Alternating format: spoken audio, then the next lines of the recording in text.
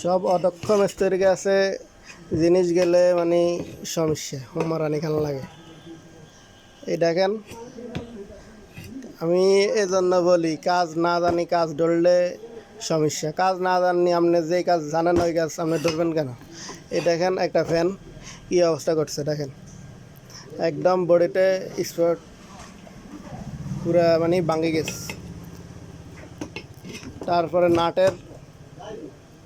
নাটের গার্ড দেখেন,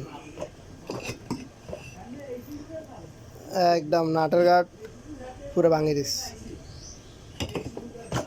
কি দরকার ভাই, কয় টাকার জন্য আপনি অন্য জিনিসটা নষ্ট করে দেন?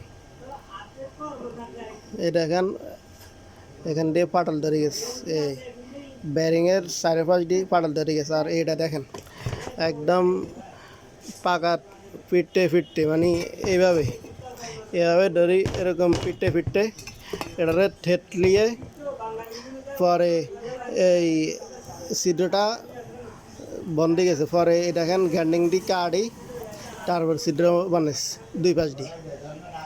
কেন ভাই এরকম কাজ করার থেকে আপনার যদি কাজ এতই দরকার আমারে বলিয়েন, আমি ডিএম ভাই। তবুও মানুষের জিনিস এভাবে নষ্ট করিয়েন না। এই দেখেন দেখেন চারোপাশ পাটল ধরে গেছে দেখেন একদম। আমি এটা এখন বাড়ি দিলে মানে ফ্যান বাড়ি দেবে, একটু কাজ করতে বাড়ি দিয়াম পুরা বাতিলে দেবে। দেখেন লোকগুলা কোত্থেকে কি উঠছে, সব উলট পালট করে ফেলেছে। দেখেন আমি চারপাশ ঘুরাই ঘুরাই দেখাই, আসেনি কিচ্ছু নেই সব।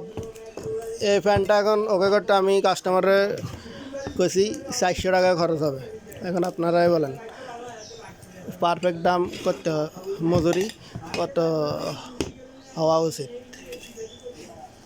আর ভাই দয়া করে এসব কাজ করিয়েন না। যদি কাজ এতই প্রয়োজন হয় আমার থেকে কাজ আইলে আমি আপনারে দিয়াম, আমার পাশের দোকানদার হিসাবে আমি আপনাদের সাপোর্ট করি, ঠিক আছে, কিন্তু মানুষের জিনিসগুলা এইভাবে নষ্ট করিয়েন না।